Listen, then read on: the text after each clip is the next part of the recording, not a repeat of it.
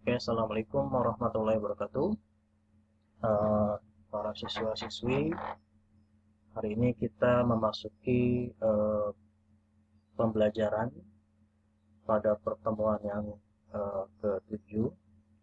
Adapun pelajaran yang kita hari ini, kita akan membahas sebuah topik pelajaran tentang tugas mengidentifikasi struktur teks sejarah.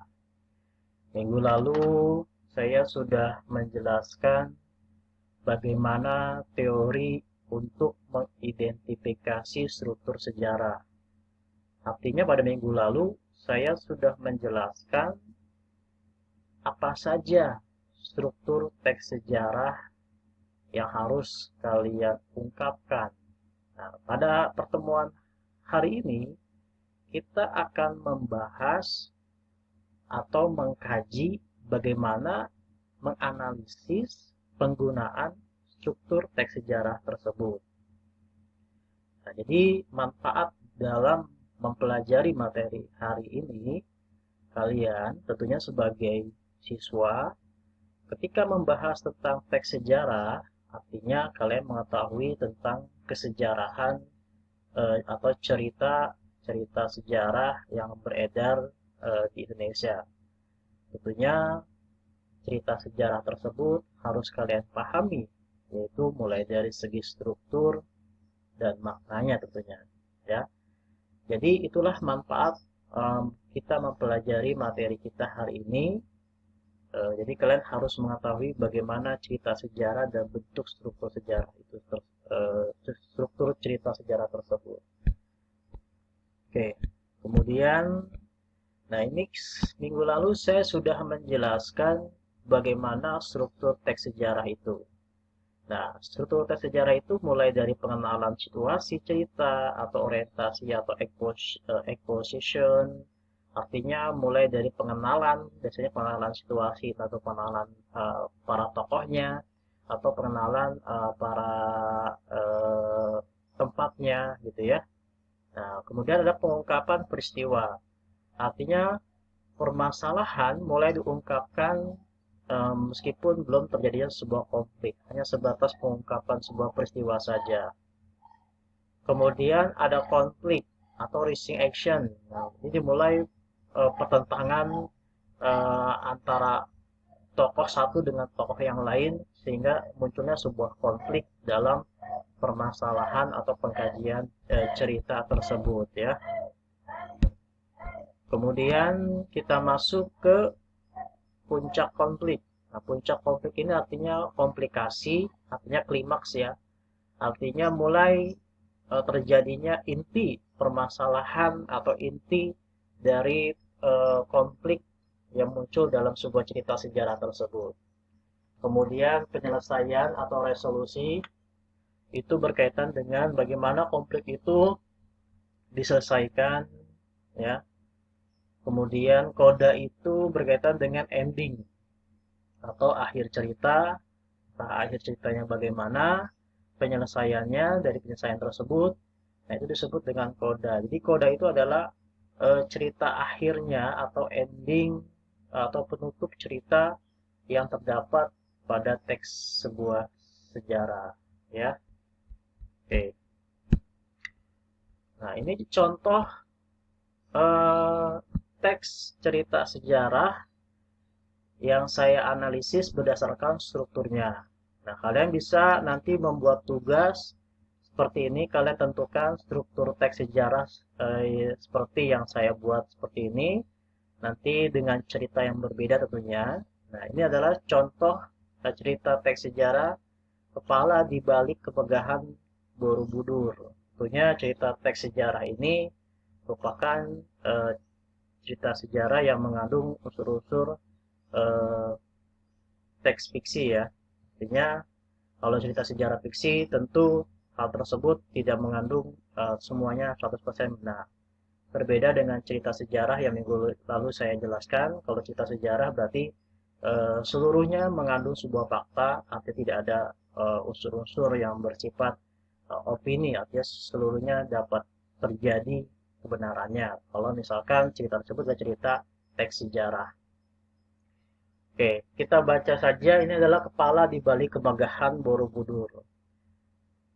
Candi Borobudur merupakan salah satu bangunan warisan terbesar Nusantara yang masih bertahan hingga sekarang.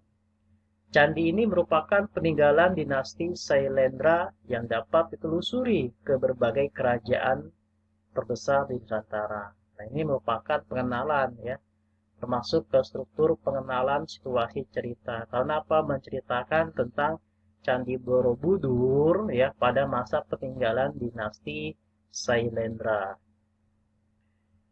Megahnya Candi Borobudur tentu tidak terlepas dari kehebatan Nusantara di masa lampau. Banyak orang termasuk para ahli yang tak habis pikir bagaimana bangunan semegah itu dapat dibangun oleh manusia di masa lampau.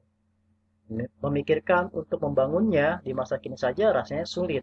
Nah, itu mulai mengungkapkan peristiwa bahwa para ahli itu tidak habis pikir bahwa di masa lampau tersebut Candi Borobudur bisa dibangun dengan semegah itu, ya.